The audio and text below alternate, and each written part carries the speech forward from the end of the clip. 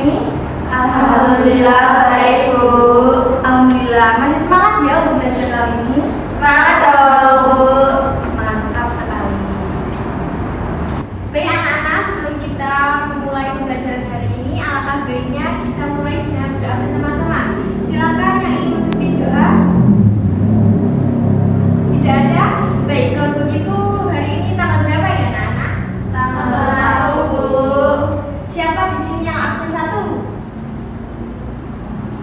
Baik, Nola, silakan untuk memimpin doa hari ini. Baik, Bu. Duduk siap, gerak. Berdoa, mulai. Berdoa selesai. Baik anak-anak, ibu presensi dahulu ya. Link presensi akan dikirimkan lewat WhatsApp dulu. Baik, Bu.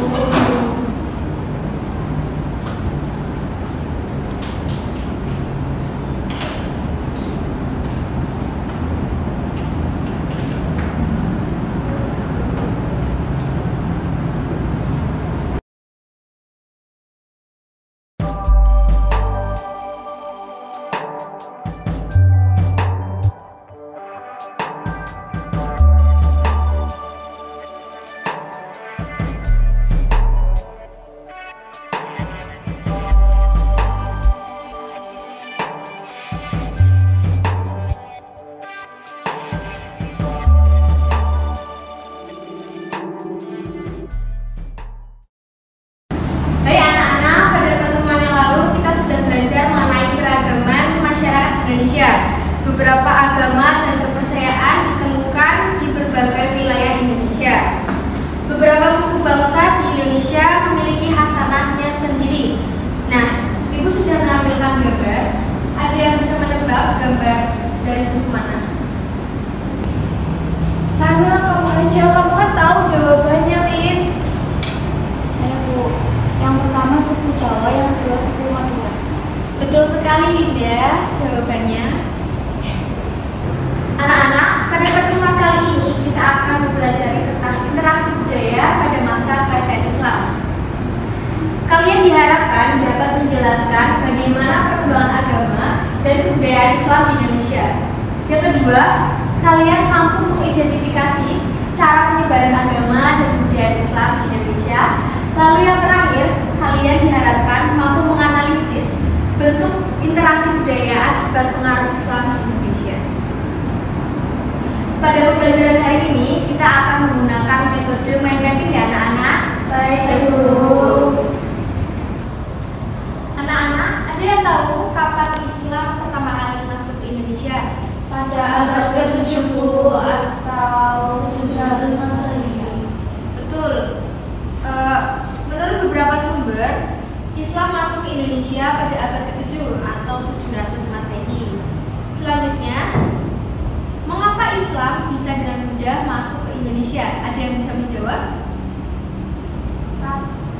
Hebat sekali Linda, lengkap sekali ya jawabannya. Beri tepuk tangan yang meriah pada Linda. Di akhir pembelajaran nanti akan ada reward bagi kelompok terbaik. Untuk sistem penilaian dan hadiah nanti akan dijelaskan setelah presentasi kelompok ya anak-anak. Baik, Bu. Anak-anak, ada yang tahu tidak kenapa Islam cepat memperoleh pemeluk di Indonesia? Padahal saat itu Islam belum lama masuk ke Indonesia. Ada yang bisa menjawab? Saya, Bu. Silakan Aisyah. Hal tersebut terjadi karena syarat untuk masuk agama Islam sangatlah mudah.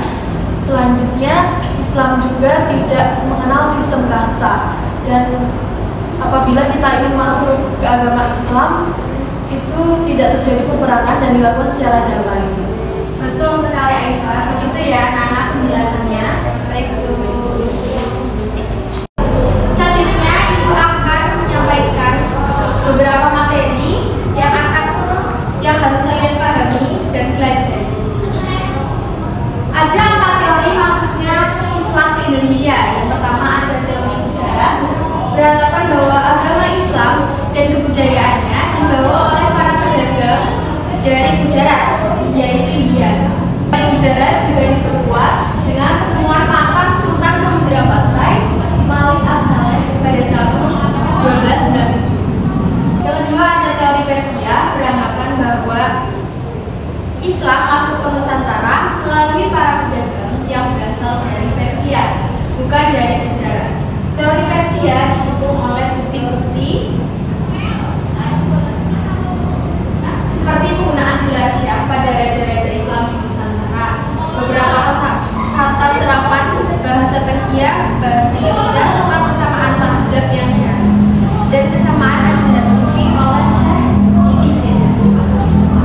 Selanjutnya ada teori Cina. Menurut teori Cina, Islam berasal dari para perantau Tiongkok.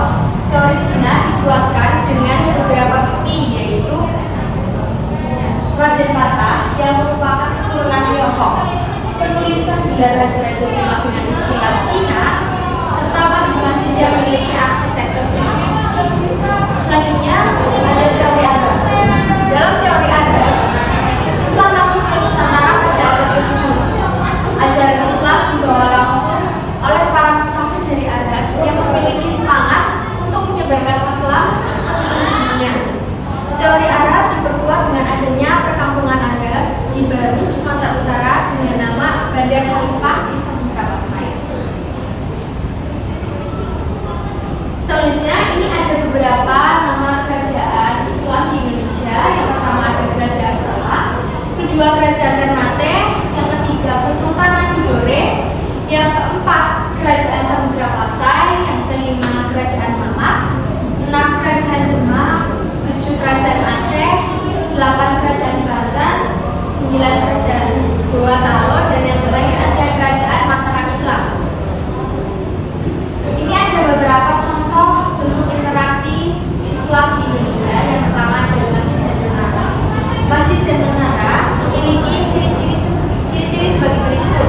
Atapnya berupa atap tumpang, yaitu atap yang bersusun atau bertingkat. Seperti itu ya anak-anak, apakah sudah jelas? Sudah. Seperti yang sudah Ibu sampaikan pada pertemuan minggu lalu, bahwasanya kalian diminta untuk membawa alat tulis dan pewarna, karena hari ini kalian akan membuat proyek mind mapping mengenai interaksi budaya pada masa kerajaan Islam. Kalian akan dibagi menjadi 3 kelompok sesuai dengan nomor urut absen. Silakan kalian bisa untuk mulai berkelompok. Pembagian materinya bagaimana, Bu? Sebelum masuk ke pembagian materi, alangkah baiknya kalian untuk berkelompok terlebih dahulu. Silakan kalian bisa mulai berkelompok. Bu, izin bertanya, untuk tempat duduknya bagaimana ya? Nah, untuk tempat duduknya, kelompok 1 bisa di sebelah kiri, kelompok 2 di sebelah tengah, kelompok 3 di sebelah kanan ya.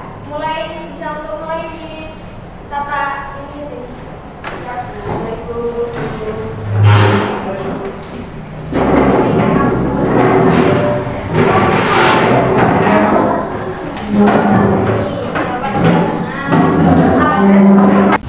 Semuanya sudah bergabung dengan kelompok masing-masing ya. Untuk selanjutnya akan Ibu bagi pembagian materinya. Kelompok 1 mengenai perkembangan agama dan kebudayaan Islam di Indonesia, kelompok 2 mengenai cara penyebaran agama Islam di Indonesia, dan kelompok 3 mengenai bentuk interaksi budaya serta pengaruh Islam di Indonesia. Apakah ada yang ingin ditanyakan? Tidak, Bu. Sudah pindah ke kelompok masing-masing ya. Selanjutnya Ibu akan membagikan tugas untuk kalian bisa mengerjakannya. Silakan kalian bisa membagi tugas dengan anggota kelompok masing-masing. Baik, Bu.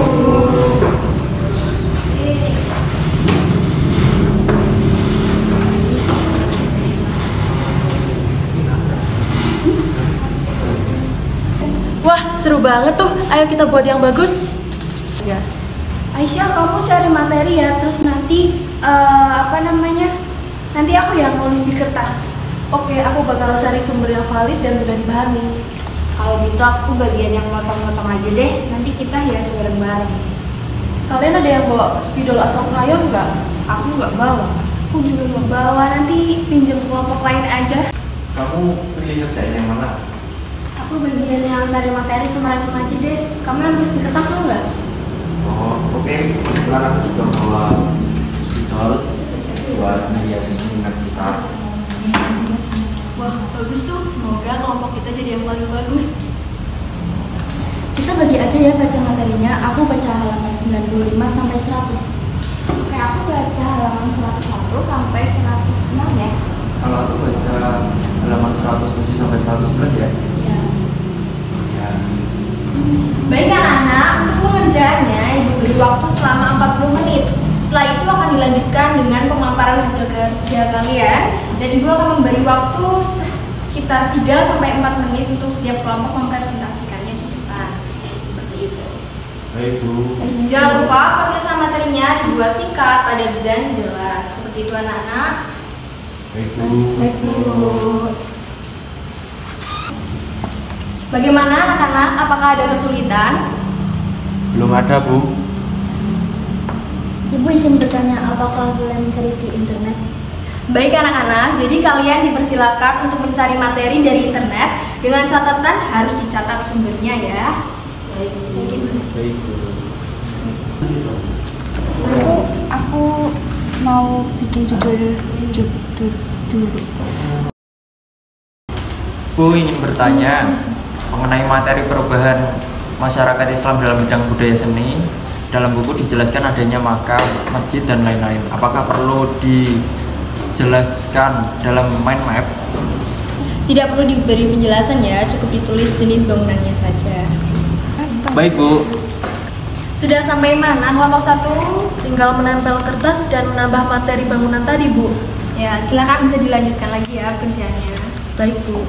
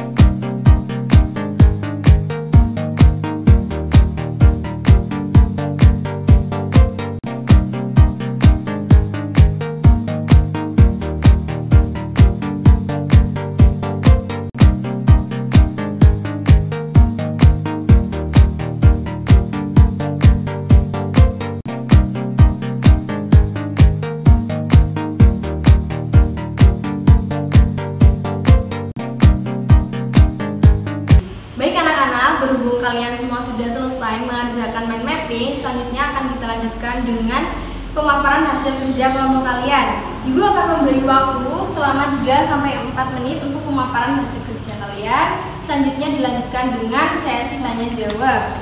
Untuk kelompok pertama yang akan presentasi yaitu kelompok 1, dilanjutkan dengan kelompok 2, dan yang terakhir kelompok 3.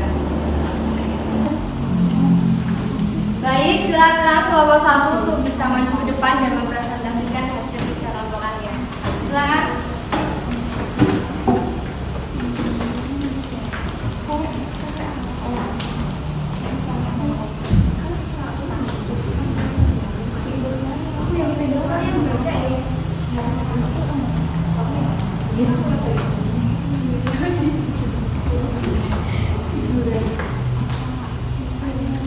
Assalamualaikum warahmatullahi wabarakatuh. Waalaikumsalam warahmatullahi wabarakatuh. Perkenalkan, kami dari kelompok 1 ingin mempresentasikan hasil kerja kami. Perkenalkan.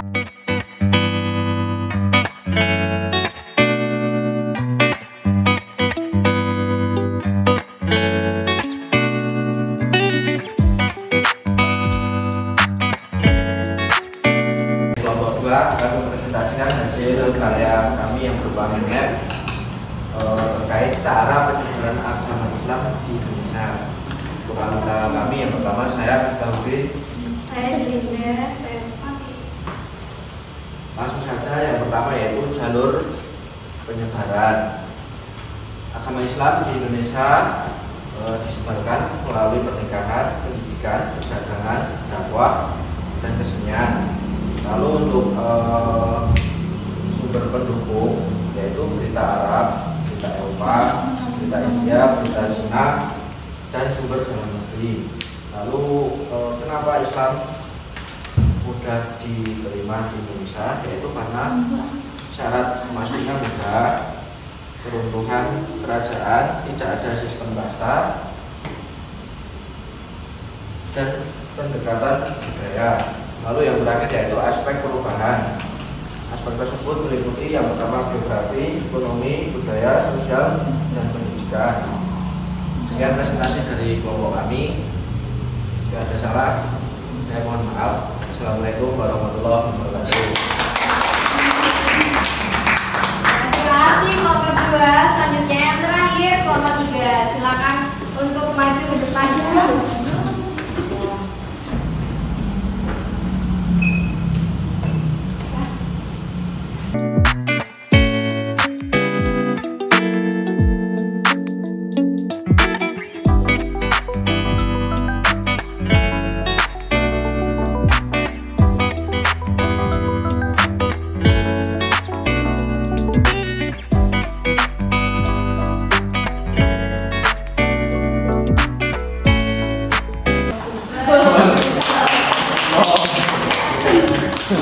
Silakan nomor 3 bisa kembali lagi ke tempat.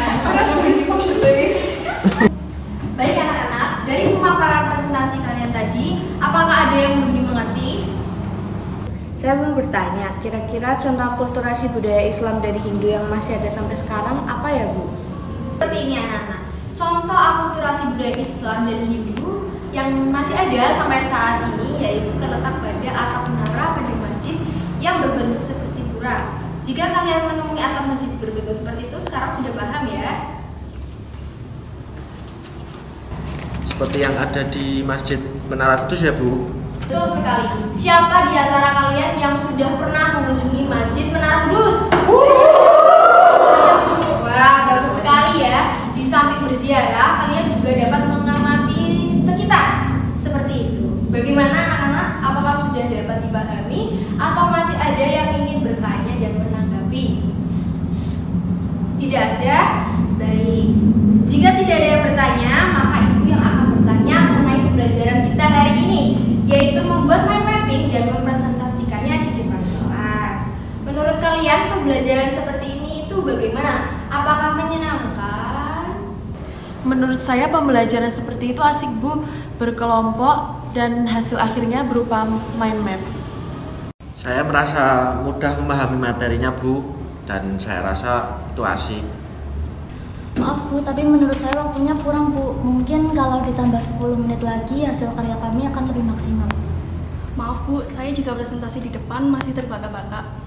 Baik anak-anak, jika kita ada pembelajaran dengan model seperti ini, ibu akan menambahkan waktu kalian untuk mengerjakan seperti itu ya. Namun kalian juga harus bisa lebih memaksimalkan waktu kalian dan kembangkan dengan maksimal kerja kalian. Seperti itu. Dikarenakan presentasi sudah selesai, silakan untuk meja dan kursi ditata seperti semula ya. Silakan bisa untuk segera ditata kembali. Ya, Bu. Baik Bu.